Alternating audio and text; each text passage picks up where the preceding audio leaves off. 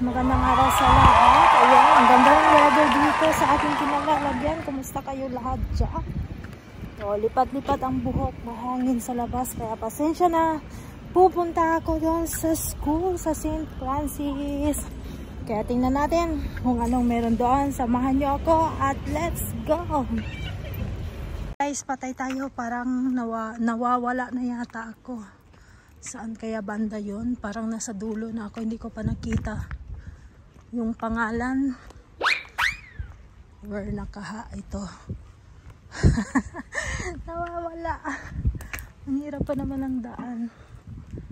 Ganito. Tapos hala, parang dulo-dulo na to ah. Wait lang guys. Hanapin ko muna. Nahanap ko din siya kung saan. Nawawala.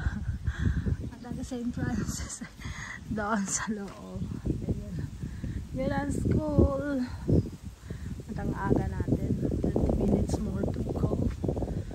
Okay lang, magpa-vlog muna ako dito. Ang ganda ng panahon guys. So para sa isang katulad ko na mawawala sa daan. Tingnan nyo naman dyan. Oh, diba? Walang katao-tao. Si kuya lang na nagbibisikleta. Ang ganda. Hintayin na muna natin at kung kailan magbukas ang gate, samahan nyo muna ako at tayo yung magagala-gala dito.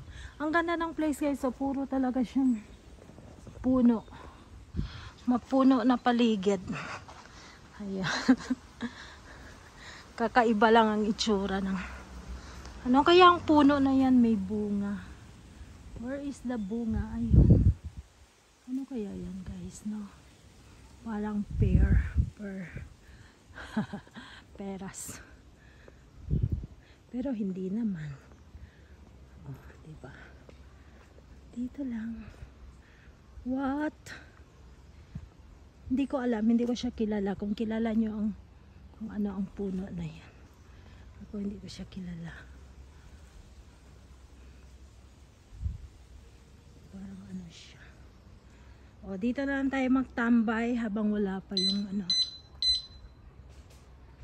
Habang wala pa yung ayun, diba?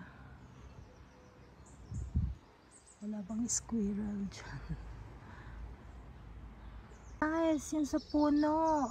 Beware falling conquers. Kasi matinik siya. Tapos ang laki pala ng buto. Mahirap pala tayo dito magtambay. Ano ba talaga? Ganito ang puno niya, oh, parang dahon ng papaya or basta. Masakit pala pag mahulugan ka sa ulo. Makakaroon ka ng butlik-butlik na bukol. Pag mahulugan, ayun. Ito po ang conquers. Meron siyang malaking buto sa loob. Kaya masakit mahulugan ito sa ulo. Marami pa naman siya bunga. Ayan. Kakaiba ang puno na yan. Kakatakot din, para siyang bayabas na matinig. Gate mismo ng St. Francis. Ayun, ano ba yan? May nakita naman akong letter na SF. Wow! So yan ang school nila. School ng mga bata dito.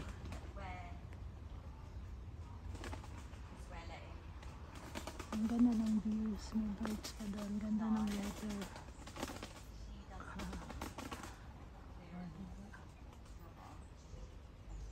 Puno ang paligid.